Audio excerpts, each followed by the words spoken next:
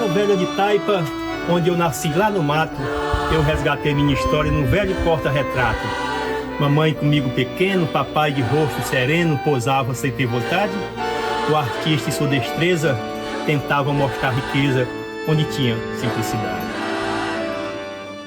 A minha história do cordel começou aqui, nessa casa velha, né, onde eu nasci. Na época, o papai sempre trazia aqui umas pessoas para... alguns repentistas, alguns violeiros para fazer cantoria. Vinha um pessoal aí do Serra das Matas. Às vezes ele convidava até mesmo aqui o Viana, o Manuel de Oliveira. E daqui ele arranjava pessoas para que quisessem, digamos assim, fazer a cantoria, né? E eles sempre dormiam aqui, jantavam aqui. E nesse intervalo, né, da janta deles, eu aproveitava e copiava muitas canções que eles cantavam, porque eles tinham uma pasta, né, com aquelas canções, e vaquejada, né? E eles também traziam cordel, que na época a gente chamava de romance. E foi aí que eu fui começando a gostar de cordel. Eu conheci, na verdade, o cordel aí. O papai mesmo tinha aqui alguns cordéis, né? Eu lembro muito de um que o personagem era Manuel Machado. No ano de 25 do outro século passado, na Chapada do Pereira, morava Manuel Machado. Era muito pobrezinho, mas vivia conformado. Manuel era casado com uma mulher bonita, muito amável e carinhosa, por nome Maria Rita, e morava satisfeito naquela serra esquisita. Às vezes as pessoas me perguntam de onde vem essa inspiração, né, para escrever cordel, para gostar de poesia. Eu acho que está explicado aqui, né? E foi assim que eu aprendi, que eu conheci o cordel e que eu aprendi e comecei a gostar dessa questão da poesia.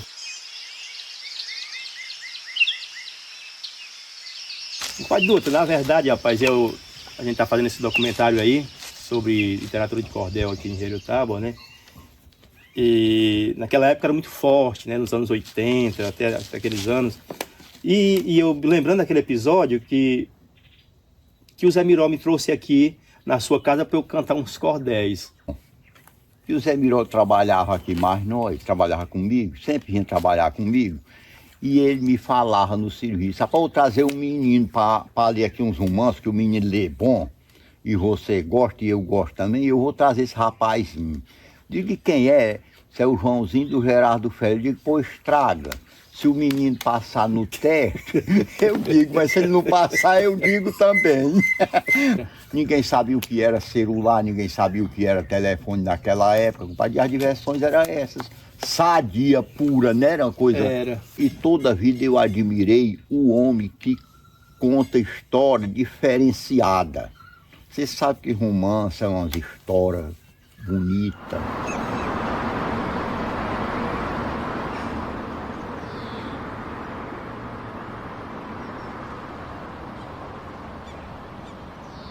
Lembro como fosse hoje, de meus irmãos me abraçando, mamãe dizia cuidado, papai me aconselhando, debaixo do cajueiro parecia que o terreiro também estava chorando. Que o mundo dá muitas voltas é a mais pura verdade, e o terreiro onde chorei nos tempos de mocidade, quando a família deixei, de novo ao voltar chorei, só que de felicidade. Hoje posso observar que o tempo passou ligeiro, carregou a minha aurora e o meu pé de cajueiro. Tudo ele pode levar, mas não pode me tirar as lembranças do terreiro. Pois bem, aí, quando foi final de 91, para o início de 92, eu fui embora para o Rio. Naquela época todo mundo ia embora para o Rio, né? Todo jovem ia embora para o Rio. A gente já crescia Com o intuito de... Era a notícia que a gente ria, o repertório era constante, né? E foi depois, já com um bom tempo que eu já estava lá, eu conheci o Gonçalo Ferreira da Silva, que é esse aqui, né? O Gonçalo é ipuense, e ele foi o fundador, o criador e fundador da Academia Brasileira de Literatura de Cordel. Eu conheci através do Ribamar também o Gonçalo, e quando foi em 2010, a convidada a Dona Maria de Jesus, até então, na época, né? Na época eu era secretário de Educação, chegamos aqui em maio.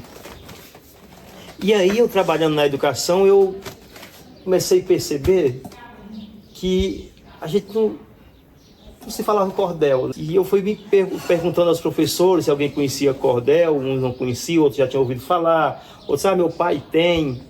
E eu pensei, poxa, que era um bom lugar para a gente escrever cordel.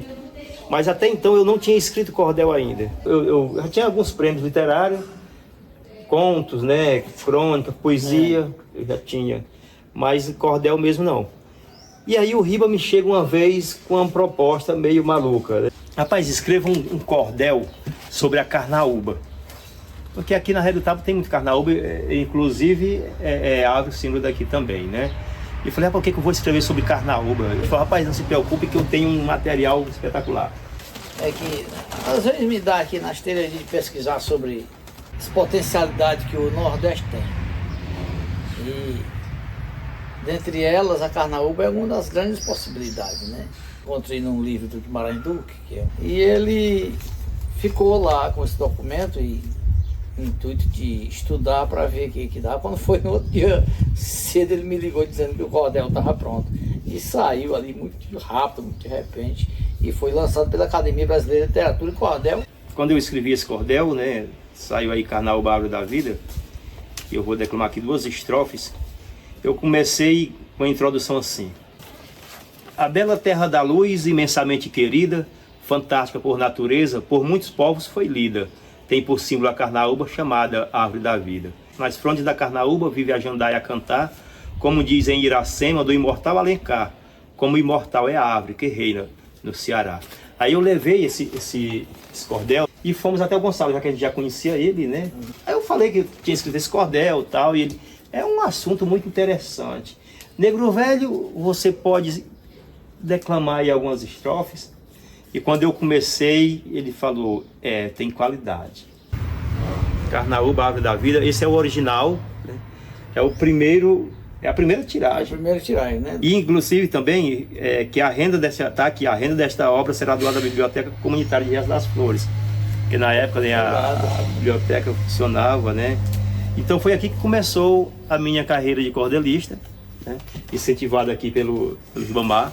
Se ele não tivesse chegado com aquela ideia doida lá, eu não sei se eu teria sido cordelista, né? Quando eu pensei nessa questão de resgatar o cordel, né, que eu comecei a escrever cordel, uma das grandes dificuldades era leitores.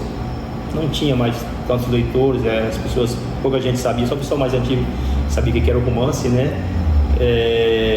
E aí eu vi nas professoras, nos professores, essa grande oportunidade, né, de se tornar um multiplicador. Então eu não fiz um resgate do cordel, nós fizemos um resgate do cordel. Eles levavam o cordel para a sala de aula, os meninos começaram a conhecer o cordel, essa geração nova. E hoje, no município de Rio do Tabo, eu acho que praticamente todas as escolas, né, conhecem, muitos têm cordel. Mas foram muito importantes nessa recordelização, digamos assim. Quando você apresentou, né, a sua proposta, eu conheci seus cordéis, conheci como escritor cordelista, foi uma grande oportunidade para trabalhar como recurso pedagógico nas minhas turmas de 5º ano. Ajuda, né, no processo de alfabetização, porque são textos de leitura fácil, com palavras do vocabulário do dia a dia dos alunos. 5º ano eles estão se alfabetizando ainda, então eles conseguem ler. É muito importante, eu utilizei muito, você sabe, eu mesmo conseguia, né? É tanto que eu trabalho com turmas de 6º ao 9º ano e eu sempre levo vários cordéis para a sala de aula, né? Aí eu percebi que aquilo ali, né, que essa leitura agradável, a questão da métrica, da rima, né, dos temas que a gente leva para a sala é muito importante. E realmente foi assim, é um resgate, né, pelo gosto pela leitura. Eu atribuo esse meu gosto pela leitura também a isso. Quando eu era criança, pegava os romances na casa da minha avó e lia. Hoje, na nossa roda de leitura, nós vamos trabalhar, estudar literatura de cordel. Então eu gostaria que vocês viessem, é que os alunos, quando ele vê o cordel fininho assim, tem a questão da rima, né? Cabaceira é muito bela, cheia de gente legal. Um lugar abençoado, povo tradicional. Mangueiras encantadoras, amo esta terra natal. E outra coisa, por exemplo, que você pode escolher. Eu trabalho 5º ano. Você pode escolher temas, né? Então, o cordel ele já estava incorporando aqui em Heriotaba, principalmente por meio das escolas, né? Comecei a participar de alguns eventos de poesia fora da cidade, e o primeiro foi em Poeiras, organizado pela Dalinha Catunda. E depois disso, peguei uma grande experiência no cordel quando eu fui a um evento no Rio Grande do Norte. Teve lá o terceiro encontro de poetas de Parelhas, no Rio Grande do Norte, e eu fui com o poeta Luiz Ademar, o poeta do Trapiá, ali de Santa Quitéria. Não tinha saído ainda, depois que eu vim para cá, não tinha saído ainda do estado, através de eventos de poesia. E lá foi muito, muito bom, porque eu conheci grandes poetas como Antônio Francisco, Chico de Assis, Robson Renato, Jadson Lima, Daniel Francisco, que era o organizador lá do evento de poesia lá em Parelhas.